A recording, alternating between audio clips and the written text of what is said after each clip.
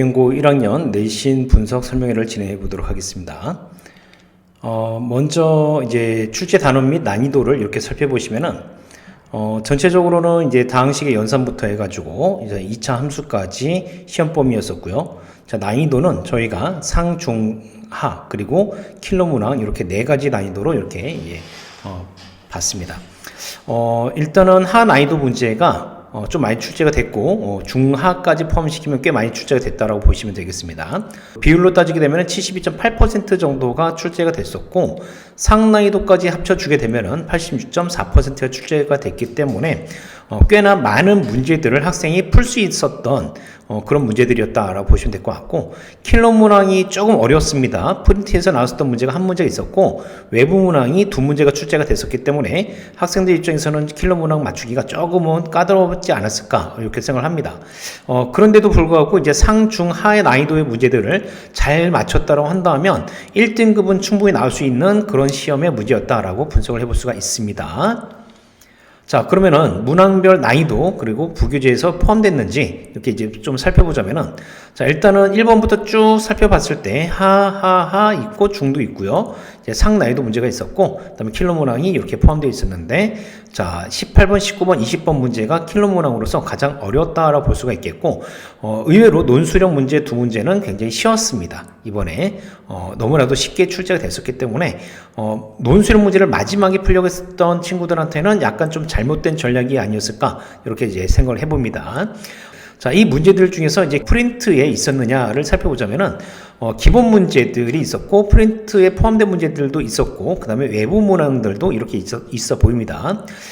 기본 문제들이라고 한다면 당연히 여러 가지 문제집에서 볼 수 있는 문제들이기 때문에 프린트에 있고 없고를 떠나서 이거는 무조건 맞춰야 되는 그런 수준의 문제였다라고 보시면 되겠습니다. 그래서 앞서도 말씀드렸던 것처럼 논술형 문제 자체가 기본 문제에 해당되는 그런 난이도의 문제였었기 때문에 이거는 웬만한 문제집을 다 살펴봤었다고 한다면은 얼마든지 충분히 풀 수 있는 그런 문제였다라고 보시면 되겠습니다. 그래서 프린트에서 나왔었다고 이제 표현된 문제들이 4문제, 5문제가 있죠. 하지만 기본 문제들까지 포함시키면은 대부분은 프린트에서 나왔었다라고 보셔도 될 것 같습니다.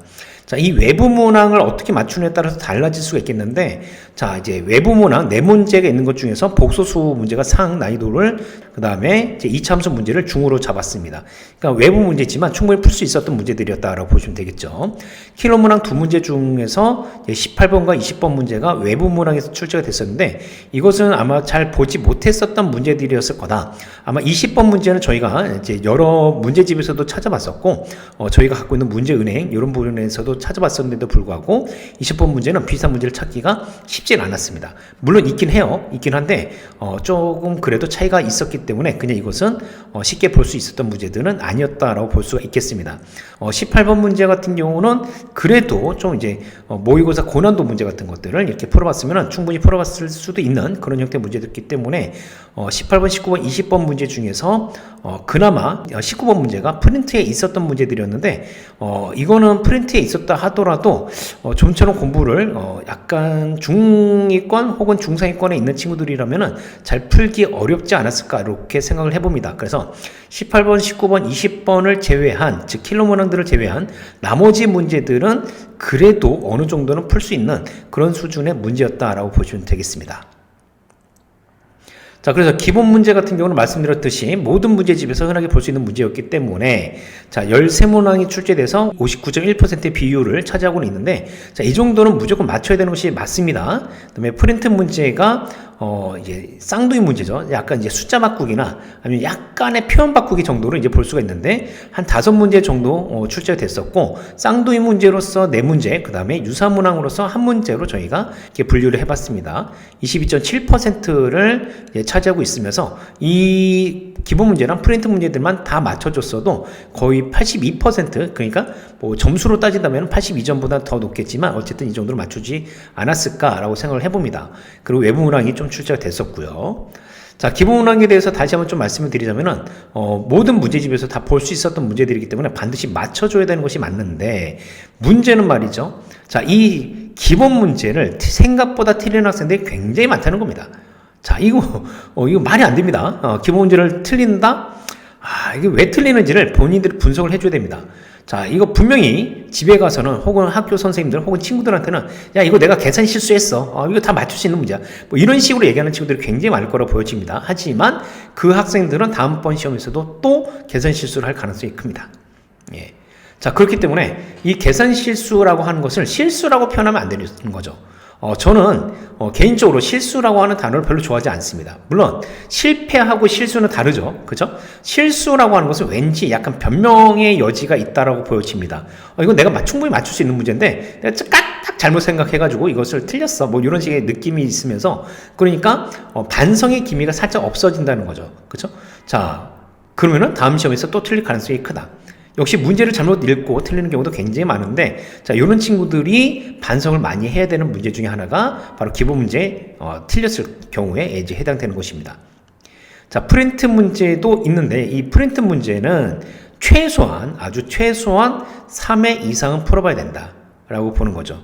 근데 여기서도 이제 문제가 있습니다. 프린트 문제를 이렇게 풀었던 친구들은 알 텐데, 한번 두 번, 세 번 풀다 보면은 이게 단순 반복풀이가 되고, 그러다 보니까 어느 정도 외우다시피 문제를 푸는 경우가 생깁니다. 자, 외우다시피 문제를 풀었을 경우에는 어떤 일이 발생하냐? 그것을 변형했을 때, 혹은 숫자를 바꾸거나 다르게 약간 추가시켰을 때 문제를 풀기가 어려워진다라는 그런 단점이 있을 수 있습니다. 그렇기 때문에 단순히 반복풀이를 해서 7번, 8번 풀어보는 것은 아무 의미가 없고요.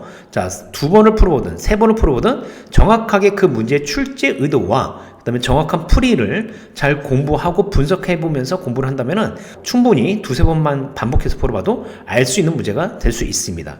근데 말씀드렸듯이 이것을 단순 반복풀이로서 공부를 했다고 한다면 분명히 틀리는 친구들이 많이 있을 거다라고 보시면 되겠습니다. 외부 문항 같은 경우는 이제 이게 어디서 나올지는 아무도 모르는 거죠. 그죠? 이게 뭐 운 좋게 학원에서 준비해둔 프린트에서 나올 수도 있고요. 또 안 나올 수도 있는 거죠. 자, 그렇다고 해서 뭐 풀었었으니까 맞춰주는 거고 안 풀어봤었으니까 틀린다. 이것은 또 말도 안 되는 거고요. 반드시 개념이 중요하고 문제를 원리 이해하는 식으로 공부를 하는 것이 중요하다. 그래서 나의 실력을 탄탄하게 만들어가는 것이 어떤 문제를 만나더라도 풀 수 있게끔 그렇게 만들어가는 것이 굉장히 중요한 부분이다라고 생각할 수가 있겠습니다. 그래서 외부 문제는 뭐 어쩔 수 없습니다. 나도 틀릴 수 있고 다른 친구들도 틀릴 수 있어요. 그렇죠? 그러면은 이런 문제들은 약간의 뭐 틀릴 여지를 둘 수도 있겠지만, 자, 가장 중요한 것은 기본 문제랑 프린트 문제는 반드시 맞춰줄 수 있게끔 공부를 해주는 것이 필요하다라고 볼 수가 있겠습니다. 자, 문항 분석으로 가보자면은, 자, 일단 기본 문제 같은 경우 이 프린트 문제, 배경고 프린트 문제에서 많이 출제가 됐었는데, 뭐 7번, 12번, 8번, 뭐 논술의 2번 제가 갖고 왔지만, 이 문제들은 아까도 말씀드렸던 것처럼 웬만한 시중 교재들을 보시면 다 나타나는 그런 문제들이기 때문에 무조건 풀어야 된다라고 보시면 되겠고요. 자, 학교 프린트 문제입니다. 학교 프린트 문제 같은 경우는, 자, 5번 있죠? 5번은 역시 모의고사 기출문제고, 요즘 굉장히 학교 기출에서도 자주 출제되는 그런 문제 중에 하나였습니다. 그래서 이거는 웬만한 친구들이, 나 이거 봤었던 문제야 라고 생각되는 그런 형태의 문제였을 겁니다. 그런데 학교에서는 얘를 어떻게 출제했느냐? 아이고야, 숫자도 살짝 바꿨지만 절대값을 씌웠습니다. 이 절대값이 있다 보니까 아이들이 겁을 먹어요. 아이들이 많이 싫어하는 기호 중에 하나가 절대값 기호, 그 다음에 가우스 기호가 또 있죠. 자, 그런 것들을 싫어하는데 어찌됐든 이 문제는 절대값이 들어가 있습니다. 그러다 보니까 이걸 또 어떻게 풀지? 라고 이제 방황하는 친구들이 꽤 있는데, 이거는 그냥 5번의 원리를 잘 이해를 했으면은 푸는 방법은 거의 비슷하다 라고 볼 수가 있습니다. 그래서 그냥 단순 암기식으로 문제를 풀다 보면은 당연히 13번 문제에서도 틀렸을 거다라고 예상을 해봅니다. 자, 19번 같은 문제도 모의고사 기출문제고요. 학교 기출에서 굉장히 많이 변형돼서 나오는 문제 중에 하나였습니다. 이번에도 배경고에서 또 출제가 됐었던 거죠. 그러다 보니까 이 문제 역시 단순히 외우듯이 풀면은 19번도 어렵습니다.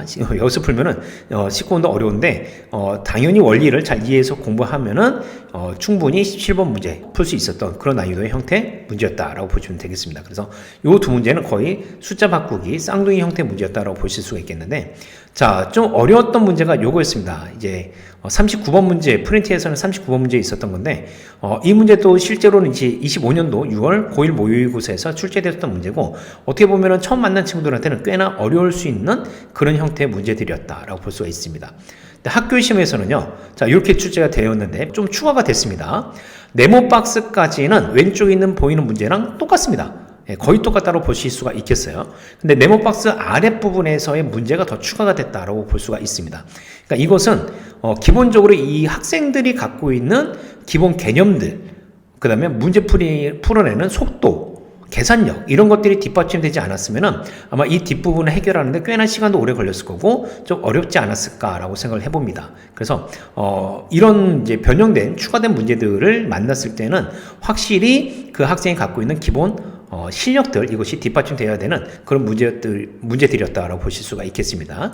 그런 형태의 문제들이 바로 이번에 출제됐었던 문제들이고 그걸 제외하고는 나머지 문제들은 대부분 다 풀 수 있었던 문제들이었다라고 평가가 되고 있습니다.